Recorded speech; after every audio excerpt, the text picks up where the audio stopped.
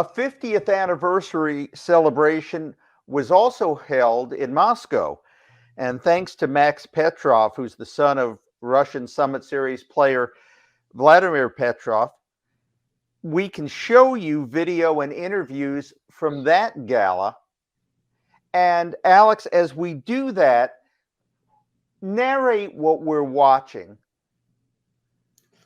Yeah, you can see the video of Paul Henderson saying good words to Russian players. Last year when we interviewed Tretiak and Mikhailov and Yakushev, we were talking about upcoming anniversary, and we're hoping we can celebrate together the Canadian players and the Soviet players. Unfortunately, it didn't happen, but this was our way to contribute to and try to put them together.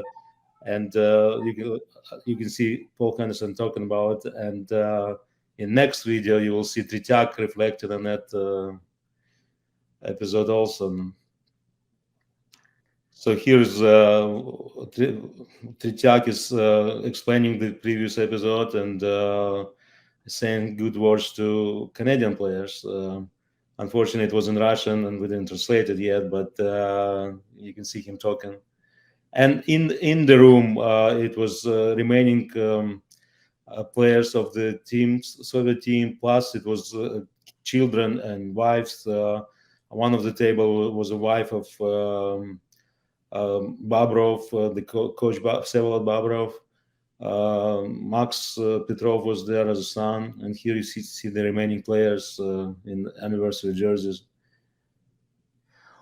Alex, why do you think that the Russian players have so embraced the Summit Series?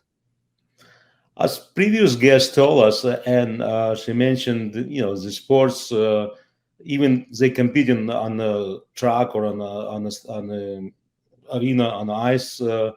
After that, they become friends, and that's what happened in the series. They all become friends. They all wish each other all the best, and they talk about this all the time. And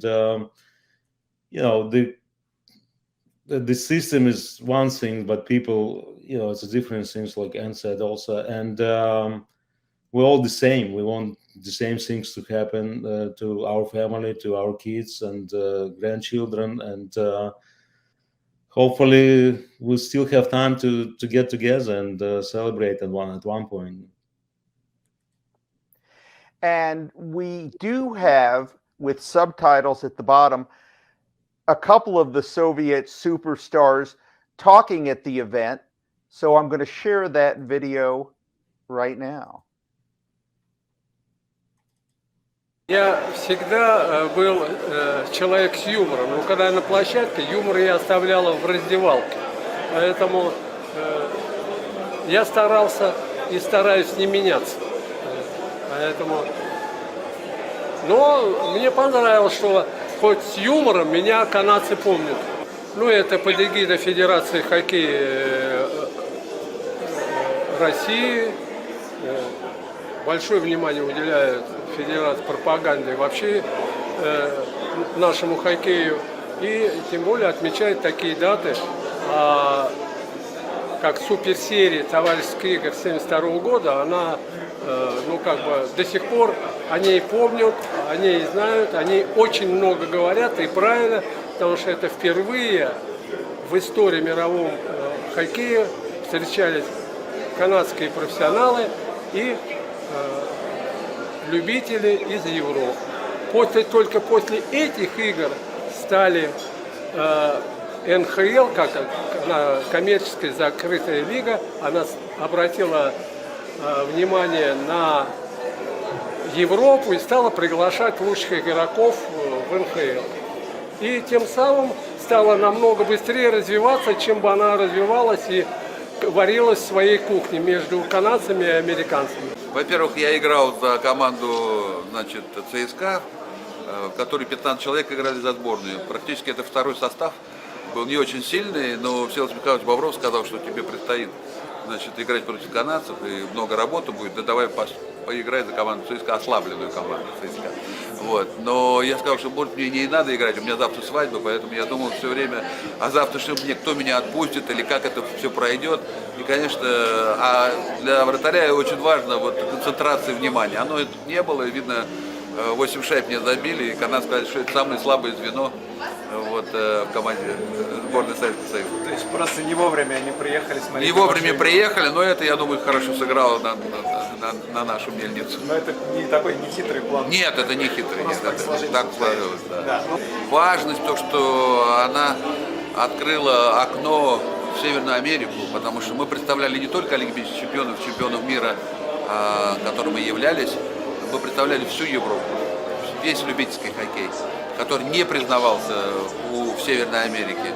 И мы как бы прорубили окно, как Петр I в Европу, так мы прорубили окно в Северную Америку. После нас хоккей изменился, после суперсерии 72 появилась суперсерия 74, Кубка Канады, несколько раз наши команды ЦСКА, Крыльцовет, Спартак, Динамо стали участвовать в разных товарищеских матчах против михайловских клубов. Поэтому, конечно, игры 1972 года внесли большой вклад в развитие вообще мирового хоккея. It's interesting, Alex. There's a lot of Canadians who aren't nearly as popular as Vladislav Tretiak is in Canada. He's really beloved over here in North America these days.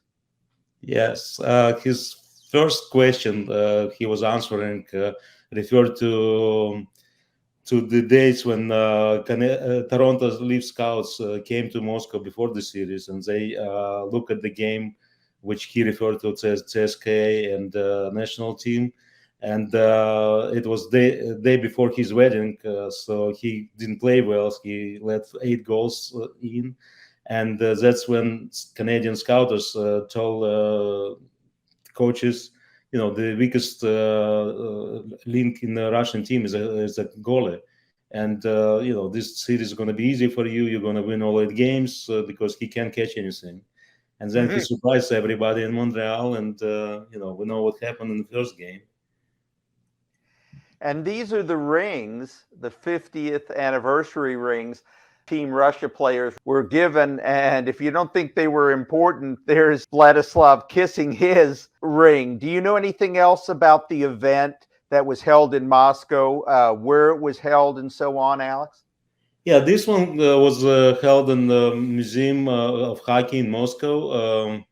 And it was more like a dinner type event and presentation. Obviously, they showed this is Bobrov's wife right here. You see the picture of Seva Bobrov on the left, and his wife received the ring for him.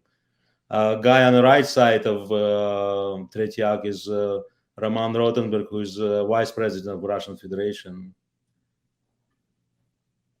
Okay, thank you for being our tour guide to the Moscow end of the celebrations. Sean, let's close by having you tell us where people can find the book. Sure. Before I do so, I just want to point out one more thing. Tremendous job by Alex to get those photos, get the video, the relationships he made with the former Soviet national team. Just incredible with the time zones and the technology, and a lot of the things that we brought together with, even the stories with, the person we call affectionately the Russian stick boy, Alexei Kochekov. A lot of these were, courtesy of Alex Braverman. So we are very fortunate to have him as an important part of our team. And to answer your question, Glenn, they can get it at they go online to lulu.com. They make great Christmas gifts. And we'll also be at in November. We're going to be in Toronto at the Sports Card Expo. I believe it's going to be November 11th to the 13th.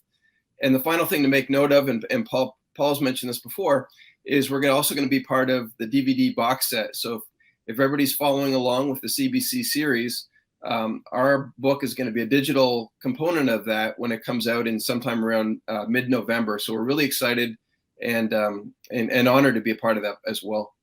Yeah, if I may just add something. Today, 50 years ago, Pierre Elliott Trudeau wrote the telegram to Mr. Kosygin, who was the Prime Minister of Soviet Union at that time. And if you mind, I will read the telegram for you. It says, historic and exciting hockey series just concluded. Will long be remembered. This great event has not only brought the team together, but millions of people in Canada and USSR. I can congratulate the Soviet players for their skill and stamina, which have won our admiration. Canadians hope that we will have many opportunities to watch them play again. Pierre Elliott Trudeau. And what it says about the Trudeau, and the Kosygin wrote telegram back to him. Even in the in time of Cold War, in time of differences, the smart leaders could get the countries together, and people and hockey players can get the country together. That's what we for, hockey diplomacy. Let's just meet on ice and be friends. And you can find that story in the book as well. Thank you, Alex. Thank you, Sean.